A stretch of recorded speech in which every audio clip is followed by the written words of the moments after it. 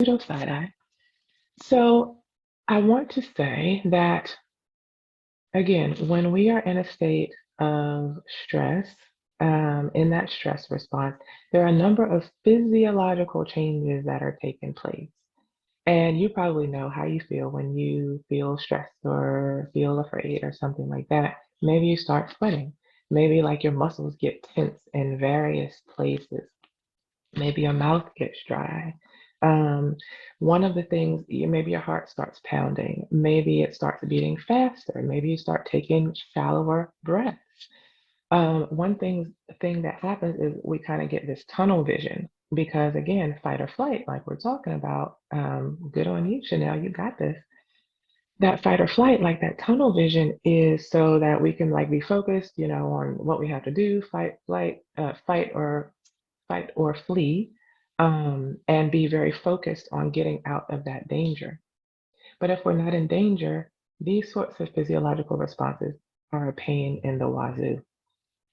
So this is one thing that we can do. And I started with this one. I like this one. So we can use this essentially at any time. This is the one that kind of takes the most practice, but it's very effective. We're going to practice it together.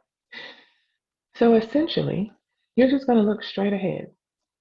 So position yourself hopefully in such a way that you can start kind of see me where I'm straight ahead. And we're going to look straight ahead. And what I ask you to do, if you want to practice with me, is just kind of look while looking straight ahead, bring your hands up to where you can see them on either side. And if you want to wiggle your fingers, whatever, just so you can see them. And now kind of bring them back slowly until you can't see them anymore. And then once you can't see them anymore, okay, perfect. Still looking straight ahead at me or wherever. You can listen to my voice. Bring your hands back to the front, just barely, so you can just barely see your fingers a wiggling.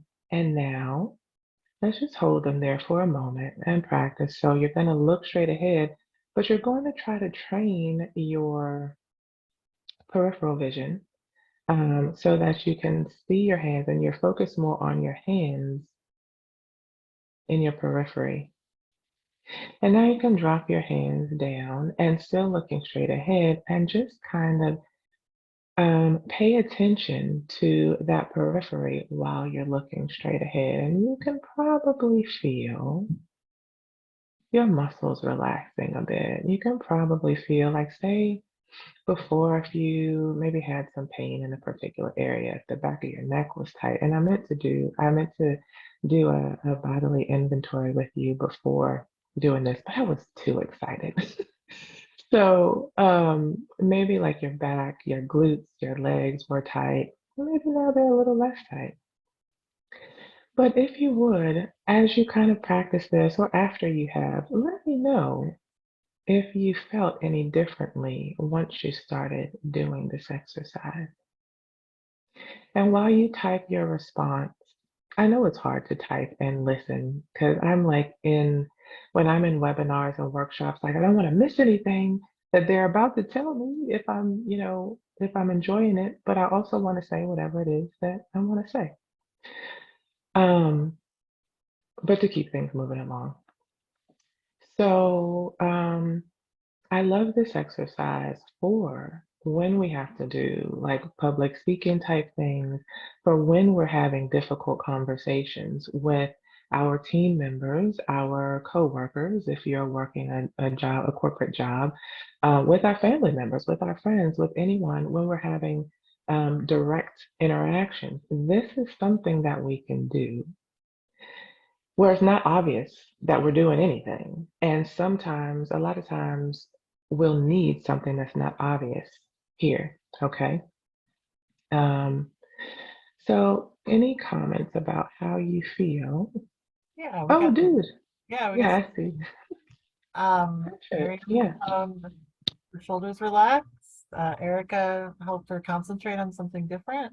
And Chanel said, I felt myself taking deeper breaths. And then I mentioned Yeah. that I'm And holding a you stomach said, ache. Yeah, and it helped. yeah, wonderful. Oh, I love it. 100%. Great.